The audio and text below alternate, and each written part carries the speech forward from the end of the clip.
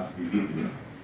Dado que el público me da la impresión relativamente heterogéneo, pues voy a hacerles, digamos, una revisión de la evaluación de las habilidades sociales para centrarnos al final en lo que es el cuestionario que nosotros estamos trabajando. Pues habrá asistentes que ya lo sepan casi todo, otros que se enteren por primera vez, pues es el problema de tener un auditorio tan heterogéneo. En cualquier caso, los 10 minutos del final de la conferencia, que habrá preguntas, pues pueden preguntar y ahí aclararemos o no las preguntas que hay. Bien, este es supongo que cuando han estudiado la carrera siempre les han dicho que los seres humanos somos seres sociales. En general, hay algunos sujetos que no son tan sociales. Por ejemplo, si ustedes piensan en los psicópatas, pues muy sociales que no son, ¿no? Y si piensan en lo que es un trastorno esquizoide, le interesan más las mascotas o los animales que las personas. Entonces, bueno, en general somos seres sociales, unos más sociales que otros, pero digamos que no es tan claro de que todos seamos seres sociales, ¿de acuerdo? Pero en general, con las personas que ustedes van a trabajar, se supone que sí, que les interesan las relaciones sociales. ¿Con quién no es bueno utilizar el entrenamiento en habilidades sociales? Pues decir, no, pero a todo el mundo le beneficiará, sí, claro.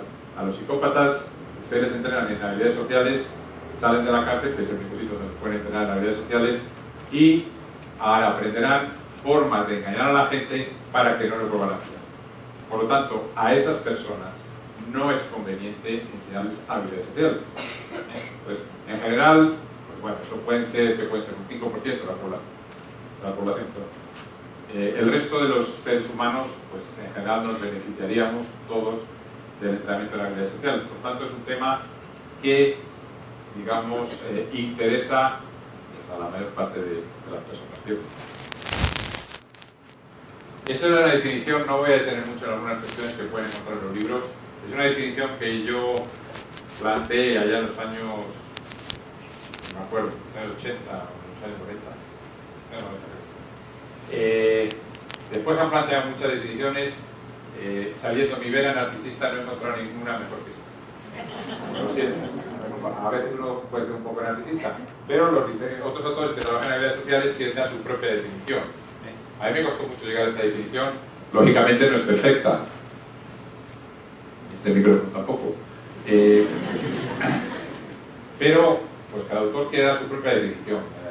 Hombre, está bien, pero las definiciones que después han dado no es que, desde mi punto de vista, han sido, digamos, grandes cosas, ¿no? Bueno, no se lo voy a leer, lo pueden encontrar en un libro. En cualquier caso, si están interesados en que yo les mande el texto o la mayor parte del texto de la ponencia, pues que haya algún encargado que me lo pida y después que lo distribuya entre ustedes. Digo, para no detenerme en cada cosa que bueno, es una simple definición importante, pero sí. Esto sí es importante porque el cuestionario se basa en las dimensiones teóricas de las habilidades sociales.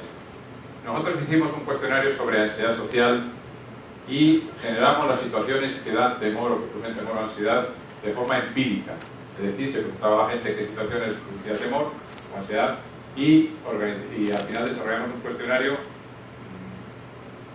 relativamente reciente que pueden utilizar, que ya se publicó y que creo que es bastante bueno. Es decir, tiene muy buenas propiedades psicométricas, se ha validado en Latinoamérica en general, concretamente también por países en México, Brasil y en otros países. Entonces, el que lo quiera utilizar, después al final les pongo una dirección donde pueden encontrarlo, bajarlo y utilizarlo. Bien, el problema de las habilidades sociales, a la hora de preguntar a la gente, pacientes, no pacientes, es que ¿qué les preguntamos para generar un cuestionario de habilidades sociales? Es bien complicado. La gente no va a la clínica diciendo, bueno, yo quiero aprender habilidades sociales. Es muy raro. Alguno puede ir, pero como en realidad hay gente para todos los tipos. Pero en general no van no van a aprender habilidades sociales con la, digamos, cuestión expresa de decir yo quiero aprender habilidades sociales. Van por problemas de relaciones interpersonales, problemas de pareja, problemas de ansiedad social, y ahí vemos que tienen problemas de habilidades sociales. Entonces es bien complicado que las personas nos contesten, digamos, situaciones o qué habilidades sociales son necesarias para determinadas situaciones. Es bien difícil. Entonces, estas son dimensiones que se han propuesto a nivel teórico a lo largo de numerosos estudios sobre las habilidades sociales. Lógicamente son, digamos, dimensiones teóricas. Habrá que ver si realmente es así o no. Entonces, ahí tienen toda una serie de dimensiones. Esto sí podemos detenernos un poco más porque el cuestionario realmente se basó inicialmente en ellas. Hablar en público, iniciar y mantener conversaciones. ¿Qué quiere decir dimensiones? Quiere decir grupos de comportamientos que se parecen entre sí. Entonces, hablar en público, pues va desde lo que yo estoy haciendo, que es hablar en público, otra persona que delante de toda la clase hace una pregunta al profesor. Eso serían, digamos, situaciones que comprendería la dimensión de hablar en público. Iniciar y mantener conversaciones, pues algo similar, ¿no? Sí, comprendería situaciones similares que tienen que ver con el iniciar y mantener conversaciones. Defensa de los propios derechos, como pueden ser los derechos del consumidor, ¿no? Si alguien va a devolver un producto defectuoso. Expresión justificada de molestia, desagrado o enfado, cuando alguien está molesto con algo o con alguien y lo expresa. Expresión de amor, agrado y afecto, son en general expresión de sentimientos positivos. Inicialmente, cualquier expresión de sentimientos positivos, aunque a veces la persona que se dirige es más potente que la propia conducta, hacer peticiones, rechazar peticiones, hacer cumplidos, aceptar cumplidos, expresión de opiniones personales, incluido el desacuerdo, petición de cambio de conducta del otro, disculparse o admitir ignorancia y afrontar las críticas.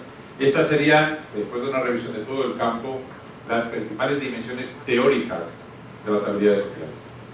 Ahora, a la hora de plantear una entrevista, un cuestionario, ¿realmente eso es así? No lo sabemos. Pues para eso queríamos realmente llevar a cabo el trabajo de generar un nuevo cuestionario. Previamente habíamos trabajado con otros cuestionarios, habíamos revisado otros muchos cuestionarios y realmente todos tenían problemas. No quiero decir que el nuestro no lo tenga, seguro que también lo tiene, pero todos tenían problemas. Bien, en cualquier caso, normalmente las conductas se dirigen a una persona, a un tipo de persona. Estos son ejemplos de tipos de personas a las que se dirigen las conductas anteriores que hemos visto. Y podemos expresar cariño hacia familiares, hacia la pareja, incluso hacia compañeros de trabajo. Bueno, pues una cosa son las conductas y otras cosas son las personas a las que se dirige. En ocasiones, digamos, el tipo de conducta es lo imperante. No sé, por ejemplo, rechazar peticiones. Pues puede ser que el rechazar peticiones, no importa de quién venga la petición, sea más imperante que si quien nos hace la petición es un amigo, que si es la pareja. En esos casos, a lo mejor rechazar peticiones es lo imperante independientemente de quién venga la petición. En otros casos, por ejemplo, interaccionar con desconocidos, el término desconocido impera sobre todo lo demás. Entonces, el relacionarse con desconocidos puede ser lo imperante independientemente del tipo de interacción que sea. ¿De acuerdo? Ahí varía. ¿Dónde tienen lugar las conductas? Bueno, pues ahí es infinito. Las conductas pueden tener lugar prácticamente en cualquier lugar. Bien, ¿cómo evaluamos habitualmente las habilidades sociales? Pues los que habéis trabajado con habilidades sociales, supongo que ya lo sabéis. Los que no habéis trabajado todavía con habilidades sociales, una de las formas más frecuentes de evaluar las habilidades sociales son las entrevistas.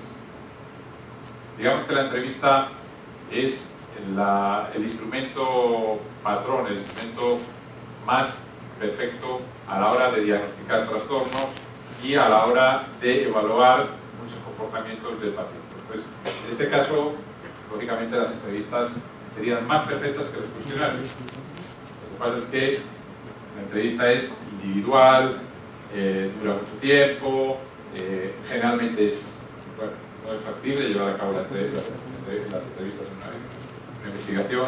Pues, idealmente la entrevista, lógicamente, es mucho más perfecta que un cuestionario a la hora de tener información, pero con frecuencia no podemos llevarlo a cabo, sobre todo si es una investigación a gran escala. Imagínense la escala que nosotros hicimos, donde participaron, yo creo que unos 12.000 o 13.000 sujetos.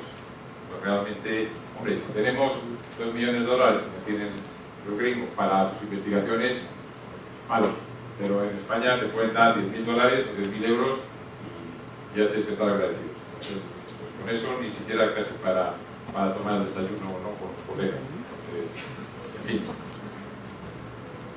Bien, nosotros tenemos una entrevista centrada en las habilidades sociales de hace tiempo. ¿Qué evaluamos por medio de esa entrevista? Evaluamos muchos aspectos que tienen que ver con las habilidades sociales. Por ejemplo, la descripción física del paciente. Alguien puede decir, claro, pero ¿qué importa el físico del paciente?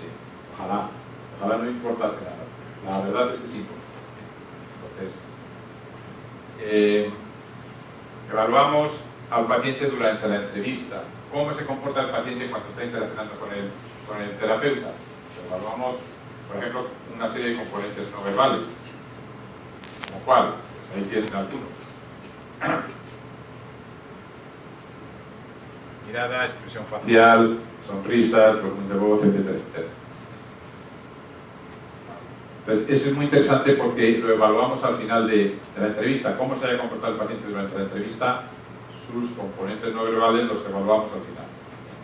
Si tiene, digamos, si es poco hábil socialmente, con seguridad, pues, algunos de los componentes no verbales van a ser deficitarios, con seguridad.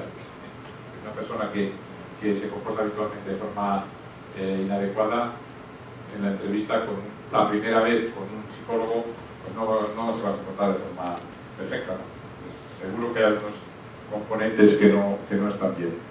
Y también evaluamos algunos aspectos globales, habilidad social global, pues es lo que nos interesa, pero también aspectos muy relacionados con la habilidad social, como son la ansiedad que ha experimentado durante la entrevista, el atractivo físico, muy relacionado muchas veces con las habilidades sociales, para bien o para mal. Después, al final, si quieren más preguntas sobre esta cuestión, nosotros trabajamos durante un tiempo con ese componente global y nosotros encontramos, pero fundamentalmente en el campo se encontró que el atractivo físico es el elemento más discriminatorio entre las personas.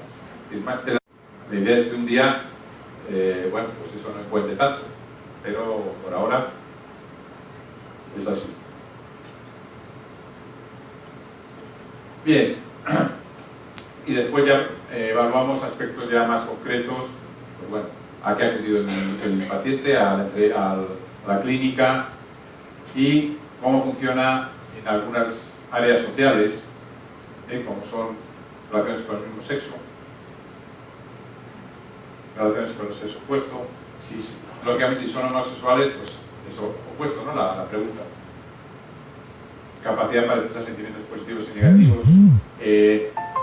Digamos que ese es el título de la pregunta, después le hacemos preguntas concretas. No le vamos a preguntar al paciente sobre su capacidad para expresar sentimientos positivos, porque probablemente no sepa ni contestar. Entonces le hacemos después preguntas concretas que encajarían en esa gran área, ¿no?, de expresar sentimientos positivos y negativos. La defensa de los propios derechos y el manejo de críticas, les preguntamos aspectos concretos, lógicamente, hacer rechazar peticiones. Bien, ese sería, digamos, a grandes rasgos, lo que incluiría la entrevista. Incluyen muchas más cosas, pero a grandes rasgos. Solo les he puesto, digamos, los títulos de las áreas. Después, lógicamente, todas las preguntas que les hacemos no aparecen ahí. Digamos que sería la forma mejor, bueno, aparte de la observación conductual, que sería incluso mejor, y es todavía más difícil. La entrevista sería la mejor forma de evaluar las habilidades sociales, aparte de la observación conductual. Pero con frecuencia no es factible. Si en un paciente sí es factible. Cuando hacemos investigaciones a una escala mayor, no es factible. Entonces tenemos otras formas, ¿no?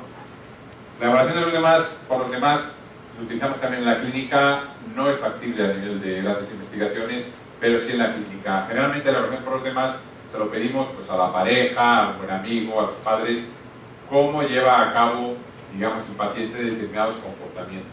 Porque puede ser que no nos fiemos de lo que nos cuenta el paciente, porque pues, tiene sesgos cognitivos, ¿cierto? Entonces, por ejemplo, digamos que esto es un caso, una situación, si queremos evaluar algunos aspectos concretos, se lo podemos preguntar a la pareja en qué situación. En la situación cuando salen de paseo, le pedimos, lógicamente tenemos que entrenar antes a la pareja, tampoco es mucho esfuerzo, que evalúe la frecuencia de las conductas del paciente, que es su pareja, y concretamente cuántas veces empiezan conversaciones, si escucha habitualmente, si espera sentimientos positivos, si expresa opiniones propias. Lógicamente tenemos que entrenar a la pareja en este tipo de comportamientos, que sepa qué es lo que tiene que evaluar. ¿Correcto? También podemos pedirle que evalúe aspectos mucho más moleculares, más específicos, como son los componentes no verbales. Ahí el propio paciente es bien complicado, ¿no? Que pueda evaluar su propio contacto ocular o que pueda evaluar su expresión facial. Es prácticamente imposible. Entonces, la pareja o el amigo, quien nos interese que evalúe el comportamiento del paciente, pues señala ahí, estos son ejemplos de componentes no verbales, desde contacto ocular, expresión facial, volumen de voz, gestos, etcétera, lo que nos interese.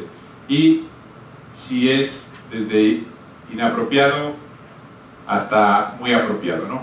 Bueno, lógicamente también tenemos que entrar muy brevemente a la persona que va a evaluar esos componentes no verbales. El propio sujeto es imposible que lo evalúe. Si nos interese, ¿qué es lo que sucede? Si nos interesa saber qué es lo que pasa en la vida real, podemos pedirle a la otra persona que evalúe comportamientos no verbales. No siempre es factible, pero digamos que si es factible y nos interesa saber concretamente algunos aspectos moleculares o algunos aspectos más generales, suele ser una buena fuente de información, porque previamente ha sido entrenada la persona que va a evaluar esos componentes o esas conductas. Bien, los autorregistros, digamos que es el alma mater de la terapia cognitivo-conductual. Los autorregistros los hace el propio sujeto, por eso es autorregistro. Y no se entiende que funcione la terapia cognitivo-conductual sin la existencia de autorregistros. Hay autorregistros estándar, pues que se pueden, digamos, tomar de los libros y dárselo al paciente, o, como suele suceder con frecuencia, hacerlo nosotros. Ya depende de nuestra propia creatividad. Y ahora con los móviles, incluso a veces, pues podéis pasárselo al móvil para que lo haga en el móvil, porque hay gente que no mire nada más del móvil, entonces, bueno, pues ahí sabes que lo va a mirar, ¿no? Bueno, pues eso ya depende de la creatividad de cada persona. Entonces, el autorregistro es una forma de saber cómo va funcionando el paciente entre sesión y sesión. Y para eso rellena pues, una serie de hojas o formas que le damos para que lo haga en casa. Este es un ejemplo de autorregistro donde el paciente, esto ya está, digamos, la terapia está avanzada, no son las primeras sesiones. Entonces, el paciente, por ejemplo, aquí tiene que señalar la hora que ocurrió, que describa la situación. Por ejemplo, pues me peleé con mi amigo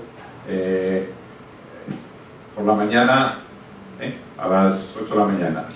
La ansiedad que sintió en esa situación puede ser de 0 a 100, de 0 a 10. Pensamientos desadaptativos que tuvo. Previamente le hemos entrenado a que identifique los pensamientos desadaptativos. Si no, no lo va a saber hacer, lógicamente. Por eso les digo que esta hoja de autorregistro ya está cuando digamos, la terapia está relativamente avanzada. No lo puede hacer en las primeras sesiones porque no sabe ni lo que son los pensamientos automáticos. Por eso son automáticos, es decir, por eso no lo va a saber. Tenemos que identificar esos pensamientos automáticos junto con el paciente. También, en ese caso, le hemos enseñado que hay pensamientos más adaptativos, más racionales que los que el sujeto suele tener. Entonces, aquí pone un pensamiento más racional. Previamente lo hemos entrenado en la clínica. Después de, digamos, cuestionarse el pensamiento poco racional y plantearse un pensamiento más racional, ¿cuál es su ansiedad? Generalmente ha bajado bastante. y qué ha manifestado la otra persona. Es decir, pues cuando se peleó con el amigo, qué manifestó el amigo después de haberse hecho todo ese registro. ¿De acuerdo?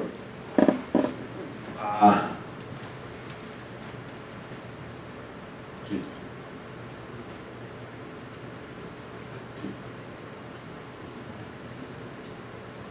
Sí.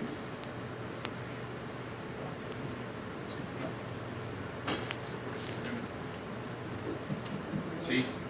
Bueno, por favor, podéis poner el micrófono allá. Los técnicos. Vamos a cambiar. ¿Qué vamos a hacer? Sí. Por favor, en cabina, si pueden subir un poco el volumen del micrófono. ¿Aló? Sí, ya, vale. Gracias.